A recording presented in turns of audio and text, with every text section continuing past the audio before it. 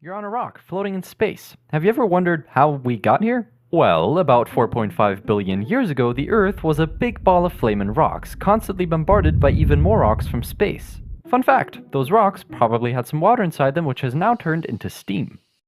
Breaking news, the Earth is cooling down. Oh yeah, did I mention that?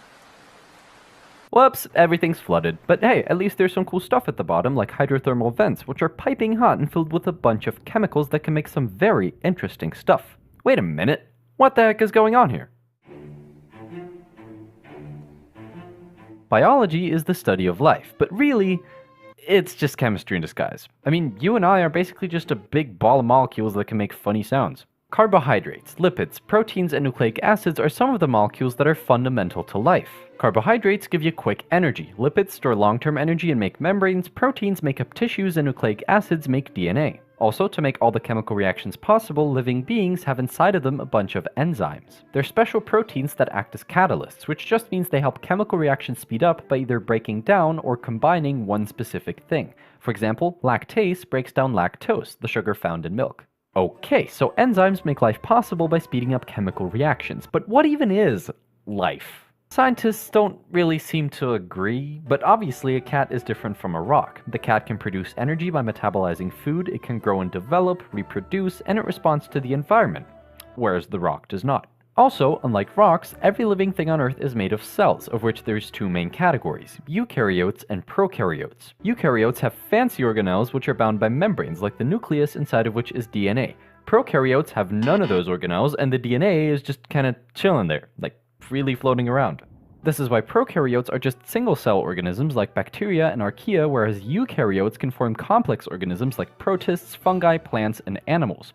These are what's known as kingdoms, which is a taxonomic rank, so basically how we classify different living things and how they're related to one another. Because there are quite a few species of life on this planet, and naming them cat, dangerous cat, and water cat wouldn't really be all that helpful, we also give every species a unique and unambiguous scientific name consisting of the genus and the species. One thing every species has in common is homeostasis, aka keeping certain conditions in check so you don't die. If you feel warm, your body will sweat. If you're cold, your body will shiver. A cell does kind of the same thing, just that it balances out concentrations of certain chemicals. You see, enzymes, for example, only work in a very specific environment, let's say some specific pH value. If this changes too much, the enzymes will denature and won't work anymore. To counter this, the cell needs to constantly keep up this specific pH value, which is controlled by the concentration of acid and base molecules. Okay, but how does the cell do that? The secret lies in the cell membrane. You see, it's a semi-permeable phospholipid bilayer. Okay, that's way too many words. All it is two layers of these funky looking molecules with a polar head and a non-polar tail. This allows small molecules like water and oxygen to slip right through, whereas larger particles like ions need special channels that can be opened or closed, which gives the cell control of what goes in and out.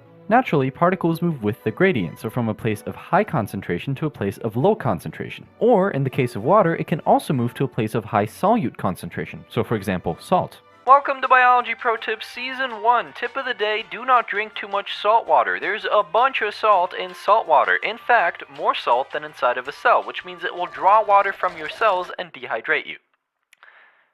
Yeah, that's it. Have a great day. Anyway, the process of balancing out gradients is known as diffusion and happens automatically, but by using a little bit of energy, particles can actively be moved against the gradient. The energy comes from adenosine triphosphate, or ATP. To be exact, the highly energetic chemical bonds between the phosphate groups can be broken to obtain energy. This is kind of important, as in every organism and every cell needs to make ATP, for example, through cellular respiration, which happens in the mitochondria. Together with oxygen, glucose, so sugar, is turned into water, carbon dioxide, and ATP. This is nice, but it only works if you already have glucose. Humans are heterotrophs. They eat food, inside of which is sugar, which is then broken down into glucose. Plants, on the other hand, are autotrophs. Simply put, they said, screw food, I'll just make my own glucose by staring at the sun. You see, plant cells have small organelles called chloroplasts, inside of which is chlorophyll, which absorbs red and blue light but reflects green light, which is why most plants look green. The absorbed energy from light is used to split water and make a special form of carbon dioxide, which can then be turned into glucose and oxygen. Okay, quick recap. Once you have glucose, either from food or photosynthesis, you can do cellular respiration to get energy in the form of ATP. Chemically, ATP is what's known as a nucleotide. It has a phosphate group, a 5-carbon sugar, and a nitrogenous base. You know what else is made of nucleotides? Deoxyribonucleic acid, or DNA. It consists of two strands of nucleotides with the sugar and phosphate groups, but the actually important part is the nitrogenous base, which comes in 4 flavors: adenine, thymine, cytosine, and guanine. These bases can form base pairs through hydrogen bonds, where adenine goes with thymine and cytosine goes with guanine. These bonds are what holds the two strands of DNA together. Okay, that's cool, I guess, but how the heck does that store genetic information? I'm glad you ask. A gene is a section of this DNA that codes for a special trait by carrying a certain sequence of base pairs, which is like a recipe for making a protein. Why proteins? Because they're really important. They transport molecules, act as enzymes, and determine the way you look. For example, the difference between brown and blue eyes is the amount of a pigment called melanin in the cells of the iris. The OCA2 gene codes for P protein, which we believe controls the amount of melanin in cells, meaning that the proteins made from this gene could be what determines your eye color. Pretty cool.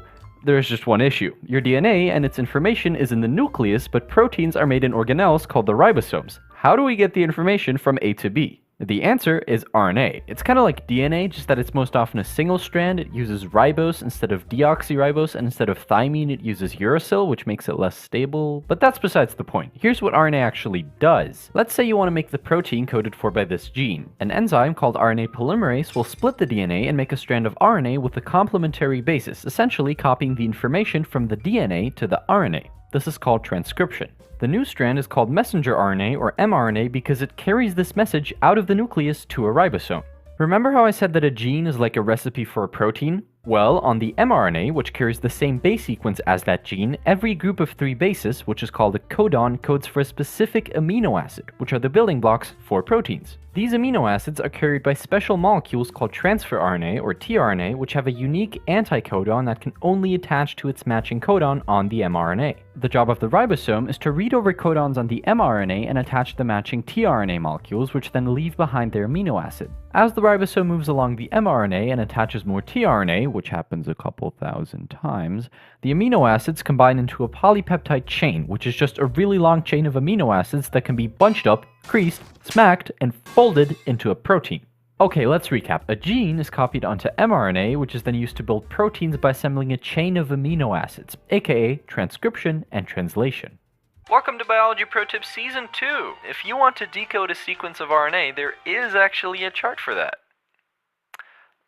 Yeah, that's all. Have a great day. Oh yeah, did I mention that you have a bunch of DNA? You have about 20,000 protein coding genes, each thousands to millions of bases long, and that only makes up around 1% of your entire DNA. The rest is just non-coding. Plus, almost every cell in your body contains your entire genetic code, but certain genes can be turned on and off depending on the cell, which is good because otherwise your brain cells might just start making stomach acid, which would not be good.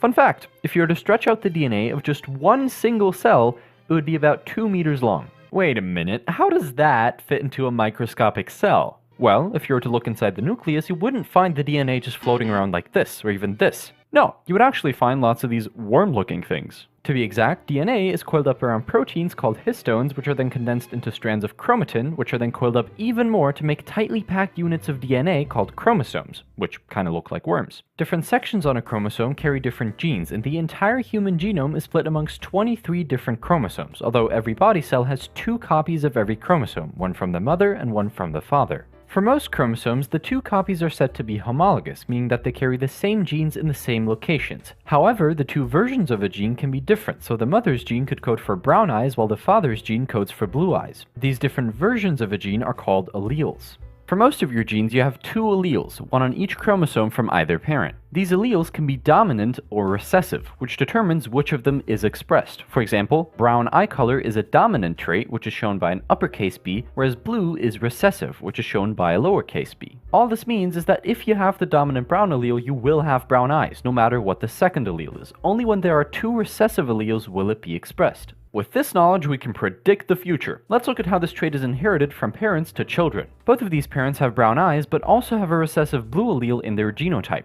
Every child receives 1 allele from each parent randomly, so these are the possible combinations for the children. Most combinations contain the dominant brown allele, so the child will have brown eyes. But there is a small chance that a child gets 2 recessive alleles and has blue eyes, even though both parents had brown eyes. You see, it's what's on the inside that counts. Alright, that's cool, but reality is not always so simple. Some genes are not fully dominant, but not fully recessive either, which means that the phenotype, so the appearance, appears to mix. Crossing a red and a white snapdragon, where red is dominant and white is recessive, gives you a pink phenotype, which is somewhere in between, aka intermediate inheritance. Or crossing a brown and a white cow, where both colors are dominant, could give you a spotted cow, so both phenotypes are expressed equally, aka codominance. Hey, remember how I said that almost all chromosomes are homologous? Well, there's one exception, the sex chromosomes. Females have 2 big X chromosomes, whereas males have 1 X and 1 smaller Y chromosome. These are partially homologous at the top, but since the Y chromosome is so small, it's missing genes that are present on the lower part of the X chromosome. These genes are called X-linked genes. If one of these genes is a recessive trait like colorblindness, males are stuck with that trait, whereas females probably have another dominant allele to override it. This is why most colorblind people are male. Now, for genes to even be passed on, the body has to make new cells which can inherit the genes. There's 2 main mechanisms: mitosis, which is how the body makes identical copies of body cells to grow and repair tissues, and meiosis, which is how the body makes gametes, so sperm and egg cells. Mitosis starts with a diploid cell, so a cell with 2 sets of chromosomes. These chromosomes consist of 1 chromatid, which has to be replicated for the new cell. After replication is when you see the familiar X shape consisting of 2 identical sister chromatids. These are split into 2 identical diploid cells with 2 sets of chromosomes consisting of 1 chromatid. Meiosis also starts with a diploid cell, but after replication, the chromosomes commingle and exchange genetic information in a process called crossing over. The cell is then split into 2 non-identical haploid cells. These have 1 set of chromosomes, but they still consist of 2 sister chromatids. These cells split again into 4 genetically different haploid cells, where each chromosome has 1 chromatid. Meiosis produces haploid cells so that when 2 gametes combine into a fertilized egg or zygote, it again has the correct number of chromosomes. This is cool, but cell division is only a tiny part of a cell's entire life cycle. Most of its time is actually spent in interphase, aka just chilling. All it does here is grow and replicate all of its DNA so that it actually has enough genetic material and size to divide in M phase. There's multiple checkpoints in the cell cycle which are controlled by proteins like p53 or cyclin to check if the cell is healthy and ready to reproduce. If a cell is not quite right, it's either fixed or it destroys itself, which is called apoptosis.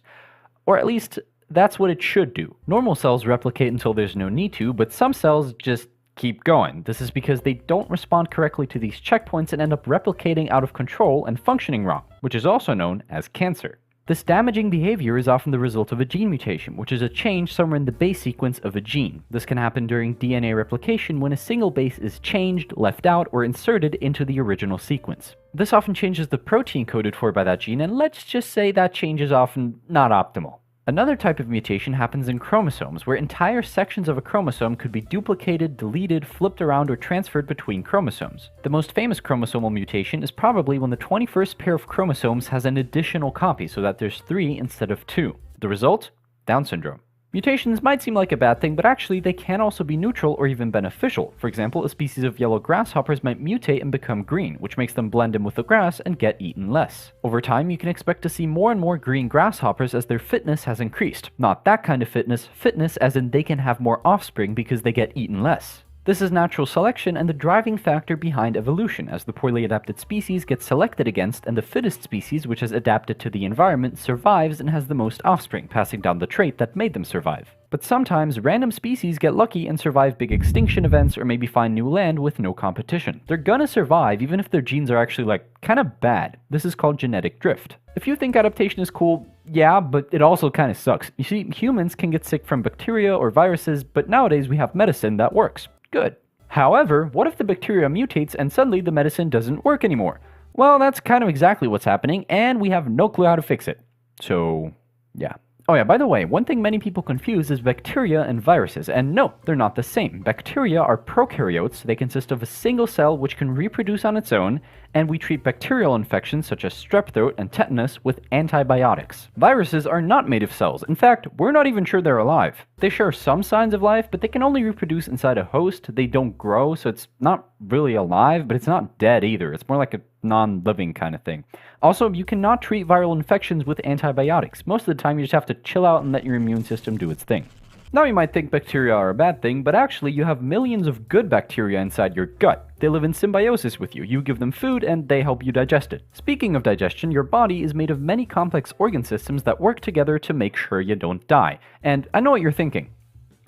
Actually, I don't, but I know how you're thinking. The nervous system, consisting of nerves which connect to the spinal cord and lead to your brain, is made of cells called neurons, which can conduct electricity along this long tube called the axon.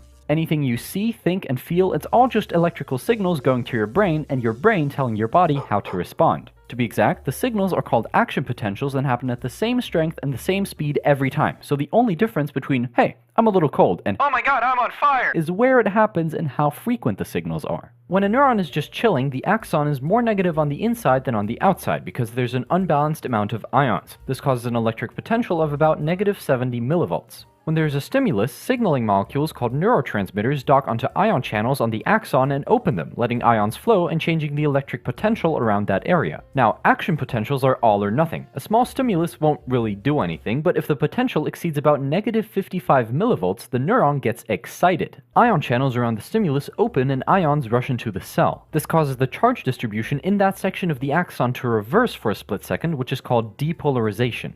Ion channels that are next to this area are influenced by this and open as well, which causes a chain reaction that sends the signal all the way down the axon. Some neurons have a myelin sheath made of Schwann cells, which insulate the axon and only leave tiny gaps called nodes of Ranvier. If there's a stimulus, the charges can jump across the nodes, which transmits the signal way faster than a normal neuron. But either way, at the bottom, the electric signal reaches a terminal button, which connects the current neuron to the dendrites of the next. If you were to zoom in, you'd notice that the two cells don't even touch. There's actually a small gap. This is once again where neurotransmitters come in. Once the button is depolarized, tiny packages of neurotransmitters get released and bind to receptors of the following dendrite, either blocking it from doing anything or causing another action potential which repeats the cycle.